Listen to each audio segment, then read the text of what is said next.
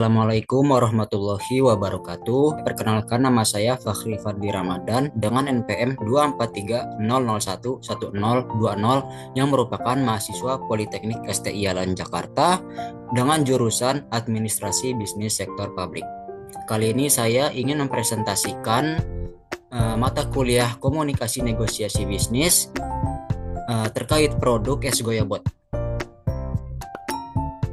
Oke, sebelum lanjut ke materi, terima kasih kepada Bu Anita selaku dosen mata kuliah Komunikasi Negosiasi Bisnis yang telah membimbing saya pada semester 2 ini.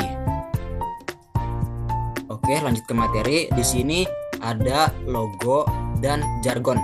Saya ingin menjelaskan terkait makna logo terlebih dahulu. Jadi, dalam mangkok tersebut itu berisi beberapa buah seperti alpukat, nangka, kelapa, dan bahan-bahan lainnya seperti roti tawar, tapai, ketan hitam, pacar Cina, dan hungwe. Lalu elemen warna hijau itu yang terdapat di sebelah kanan dan kiri itu adalah daun pandan yang berguna untuk santan nantinya. Oke, saya juga memiliki jargon, yakni manisnya pas kayak kamu. Oke, lanjut ke latar belakang terciptanya es Goyabot. Jadi es Goyabot itu adalah minuman tradisional Jawa Barat, khususnya daerah Garut dan Bandung. Kali ini produk yang saya buat adalah es Goyabot khas Bandung. Sejarah Bandung mengatakan bahwa terciptanya es Goyabot ini bermula ketika seorang pria yang sedang melanjutkan usaha ayahnya yang juga berjualan es Goyabot di Jakarta sejak tahun 1930. Kini ia merantau ke Bandung untuk memperkenalkan dagangannya. Tak disangka masyarakat Bandung ternyata menyukainya. Namun sayang, usahanya itu harus berhenti karena tragedi Bandung Lautan Api pada tahun 1946. Oke, selanjutnya di sini ada visi dan misi. Jadi visi saya itu adalah menjadi merek minuman tradisional modern terkenal di Indonesia yang memiliki cita rasa khas dan diminati oleh semua kalangan masyarakat. Walau minuman tradisional di zaman sekarang itu hampir lenyap karena tergantikan dengan minuman kekinian, saya tetap bertekad untuk menjual dan memperkenalkan es Goyabot kepada masyarakat karena minuman saya ini berbeda dengan minuman kekinian yang memiliki cita rasa khas tersendiri. Oke, lanjut ke misi. Jadi yang pertama itu misi saya menyediakan es Goyabot dengan bahan segar, alami, dan berkualitas tinggi. Demi kepuasan pelanggan, maka diperlukan kualitas produk yang bagus agar dapat menarik pelanggan kembali suatu hari nanti. Yang kedua, menjaga keaslian cita rasa es Goyabot tradisional dengan resep turun-temurun. Dengan menjaga cita rasa es Goyabot itu sendiri, saya tak banyak melakukan inovasi terkait produk demi menjaga cita rasa khas pada es Goyabot. Yang ketiga, menjalin hubungan baik dengan pemasok bahan baku dan mitra bisnis untuk keberlangsungan usaha.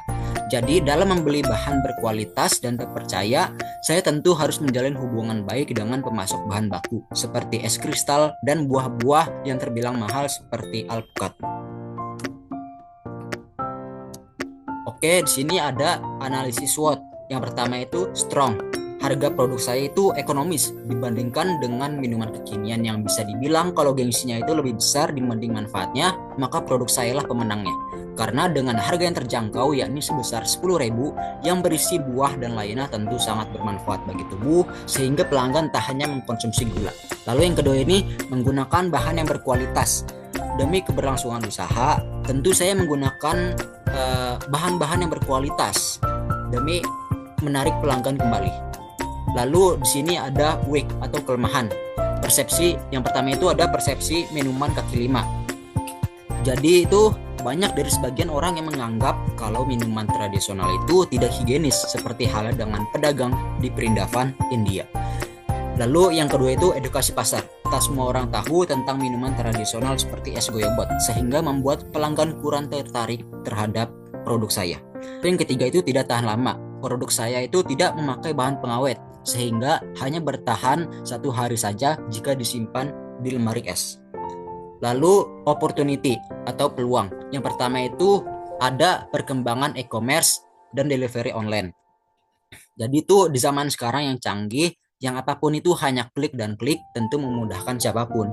dengan bekerja sama pada GoFood ataupun ShopeeFood. Maka pendapatan yang akan saya peroleh nantinya meningkat.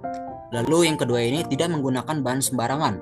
Produk saya berbeda dengan produk lainnya. Jika rata-rata pedagang minuman itu menggunakan es balok yang prosesnya tidak higienis, maka saya menggunakan es kristal yang lebih aman prosesnya. Lalu yang terakhir ada threat atau ancaman. Jadi yang pertama itu faktor cuaca. Indonesia memiliki cuaca yang suka berubah-ubah. Ketika musim hujan melanda, maka pendapatan saya tentu berkurang. Sebaliknya, jika musim kemarau datang, maka pendapatan saya akan meningkat. Lalu yang kedua ini persaingan minuman yang ketat. Diketahui kalau zaman sekarang itu sudah banyak macam-macam minuman viral seperti Haus dan Mixu. Itulah yang membuat saya sulit ketika berdagang karena selalu digentayangi rasa khawatir akan gulung tikar karena persaingan yang ketat. Yang terakhir itu perubahan selera dalam pasar. Banyak dari masyarakat yang selalu berpindah selera dalam konsumsi yang sangat cepat. Ini mungkin dipengaruhi oleh konten-konten FYP mereka di sosial media. Lalu ada target pasar. Yang pertama, yang paling utama itu adalah remaja. Karena remaja itu selalu ingin mencoba hal-hal baru. Oleh karena itu, dengan saya menargetkan produk saya kepada remaja, mungkin akan menjadi pilihan yang baik. Lalu yang kedua ini orang tua. Di usia mereka itu, mereka hanya membutuhkan makanan dan minuman yang sehat. Oleh karena itu, minuman saya ini yang tentunya sehat, berisi buah-buah dan bahan-bahan lainnya, tentu akan menjadi pilihan yang baik. Dan yang terakhir itu ada anak-anak. Dalam masa pertumbuhan mereka itu perlu akan vitamin maupun gizi-gizi. Oleh karena itu, es saya ini tentu sangat bermanfaat bagi mereka. Lalu ada strategi pemasaran. Yang pertama, media sosial. Dalam mempromosikan produk saya agar dapat diketahui lebih banyak orang, maka saya akan melakukan promosi terkait produk saya melalui aplikasi seperti Instagram dan TikTok. Yang kedua ini secara lisan. Dengan mempromosikan produk saya, tentu saya akan melakukan promosi kepada teman-teman saya maupun keluarga saya secara lisan.